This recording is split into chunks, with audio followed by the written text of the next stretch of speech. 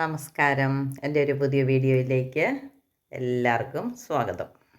ഇന്നും കുറച്ച് പയറിൻ്റെ നാമ്പ് കിട്ടി. അത് അരിഞ്ഞ് ഒന്ന് വെള്ളം ഒഴിച്ച് തിളപ്പിച്ച് ഊറ്റിയെടുക്കുകയാണ്.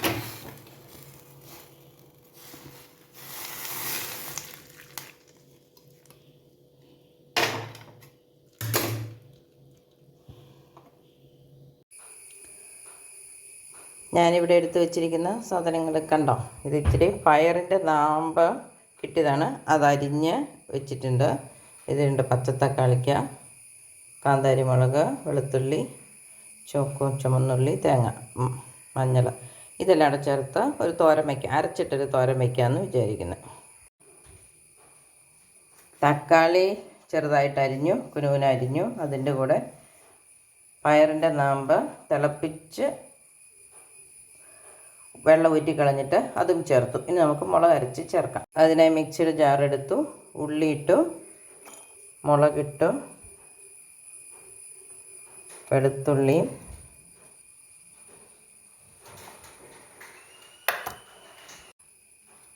തേങ്ങയും ചേർത്തു.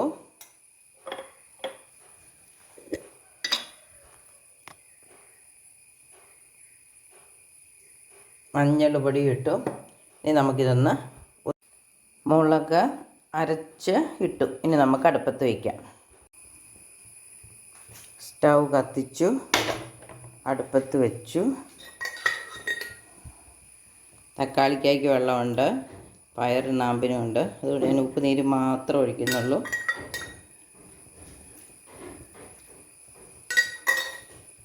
ഇനി നമുക്ക് മൂടി വെച്ച് വേവിക്കാം. ആവി കയറി കഴിഞ്ഞ് ഇളക്കിയിടാം.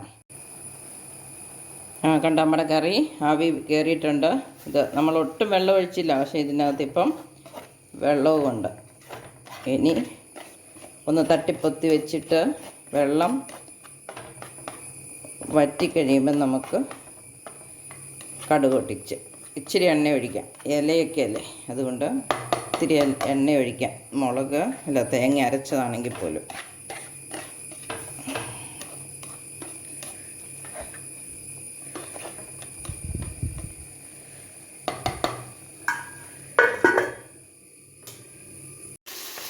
കറി എന്തായാലും നോക്കാം.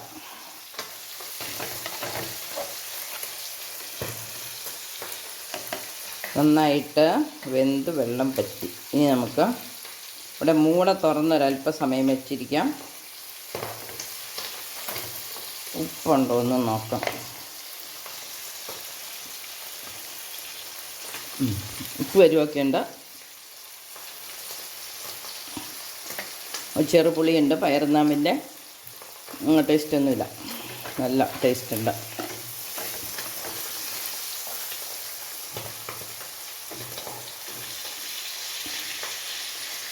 നല്ല മീൻ പീര പറ്റിച്ചതാണെന്ന് ഓർത്തോണ്ട് നമുക്ക് കൂട്ടാം. അതുപോലെ ഒരു ചെറുപുളിയൊക്കെ ഉണ്ട്. ഇപ്പം ട്രോളിങ്ങൊക്കെ നിരോധിച്ച് മീനൊക്കെ ഇല്ലാത്ത സമയമല്ലേ. പിന്നെയും കടുക് പൊട്ടിക്കാം. ചീനച്ചട്ടി അടുപ്പത്ത് വെച്ചു. ഒരൽപ്പം എണ്ണ ഒഴിച്ചു, കടുകിട്ടു. കടുക് പൊട്ടുന്നുണ്ട്. നമുക്ക് ഉള്ളിയിട്ട് കൊടുക്കാം. കറിവേപ്പിലയിടാം.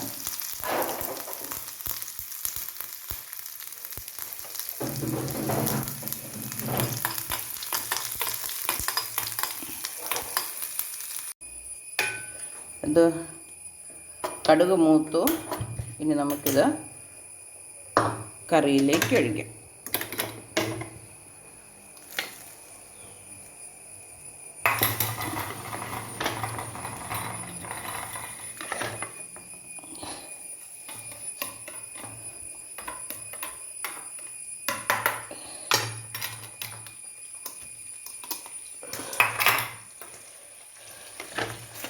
അങ്ങനെ നമ്മുടെ പയറും നാമ്പും തക്കാളിയും തോരൻ റെഡിയായി. അപ്പം എല്ലാവർക്കും വീഡിയോ കണ്ടതിന് നന്ദി. എൻ്റെ ചാനൽ സബ്സ്ക്രൈബ് ചെയ്യാത്തവർ സബ്സ്ക്രൈബ് ചെയ്യണം. ഇതുപോലെയുള്ള വിഷമില്ലാത്ത വേറെ പുതിയ പുതിയ കറികളുമായിട്ട് പുതിയ പുതിയ വീഡിയോകളുമായിട്ട് ഞാൻ വരുന്നതായിരിക്കും. അതുവരേക്കും നന്ദി, നമസ്കാരം.